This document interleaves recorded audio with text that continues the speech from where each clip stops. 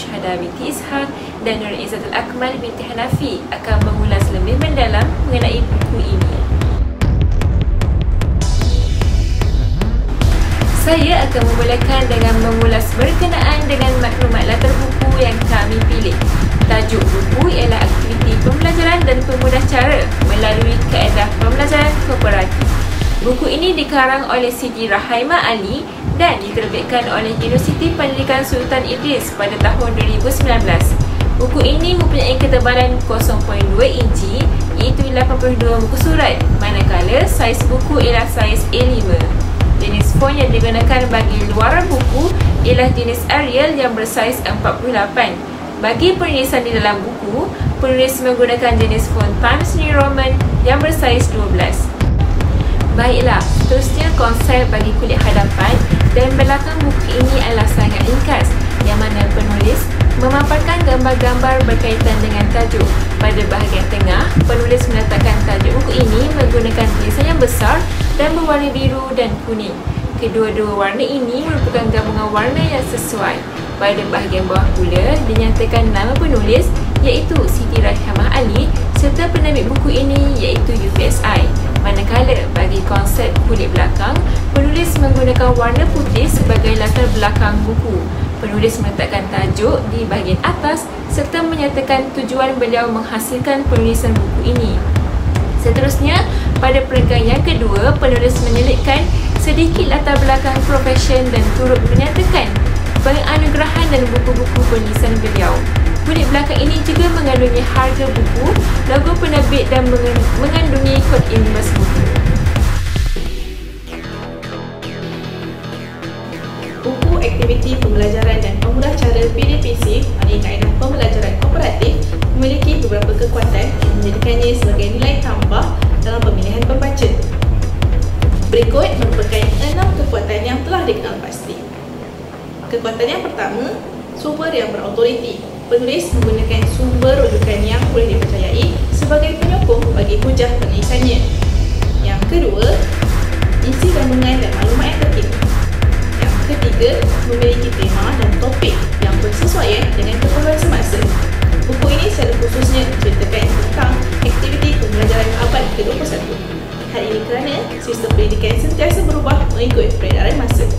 Keempat, penerangan maklumat dan olahan yang sangat terperinci. Bagi pembaca yang baru dalam pembelajaran kooperatif, penerangan yang sangat terperinci akan dapat membantu mereka dalam memahami konteks pembelajaran kooperatif. Manakala bagi pembaca yang sudah memiliki pengetahuan, penerangan yang terperinci akan dapat membantu mereka dalam menelusuri idea yang baharu. Kelima, penyesuaian kurikulum. Buku ini mengemukakan beberapa contoh aktiviti pembelajaran abad ke-21 yang dapat disepadukan dalam kurikulum yang telah sedia ada. Dan yang keenam, penilaian dan pemantauan. Buku ini turut mengemukakan strategi penilaian dan pemantauan dalam konteks pembelajaran kooperatif. Meskipun buku Aktiviti Pembelajaran dan Pemudah Cara PDPC melalui kaedah pembelajaran kooperatif memiliki banyak kekuatan, ada beberapa kelemahan yang telah dikenal pasti. Kelemahan yang pertama, konteks yang terhad. Buku ini disusun tanpa merujuk konteks pembelajaran tertentu seperti tahap pembelajaran dan penguasaan murid. Kelemahan yang kedua, aspek visual yang kurang menarik. Halaman buku yang terdiri daripada hitam dan putih kecuali muka hadapan menjadikan aspek visualnya kurang menarik. Seterusnya, buku Aktiviti Pembelajaran dan Pemudah Cara Melalui Kaedah Pembelajaran Kooperatif mempunyai ciri-ciri keistimewaannya yang dapat menarik perhatian para pembaca. Antaranya ialah ia mempunyai saiz buku yang kecil dan ringan di mana ia tidak membebankan para pembaca untuk membawanya ke mana-mana tempat. Yang kedua, buku ini mempunyai susunan kandungan unit dan subtopik yang teratur di mana ia memudahkan para pembaca untuk mencari topik-topik yang dikehendaki dengan lebih cepat. Yang ketiga, buku ini juga menyediakan beberapa panduan pembelajaran kooperatif yang boleh dipraktiskan oleh para pendidik, khususnya para guru semasa sesi pengajaran dan pembelajaran. Akhir sekali, penulis menyediakan beberapa cadangan aktiviti yang bersesuaian dengan pembelajaran kooperatif yang dapat dilaksanakan di dalam kelas.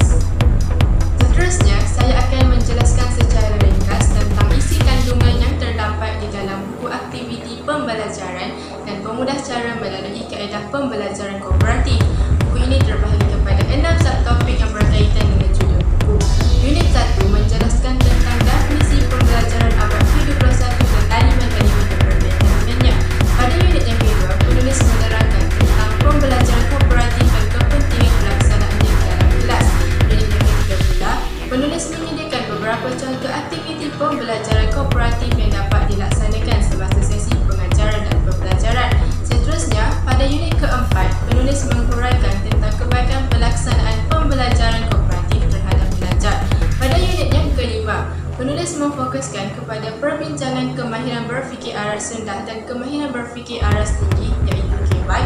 Dan pada unit yang terakhir, penulis menguraikan tentang implikasi pembelajaran kooperatif kepada pelajar.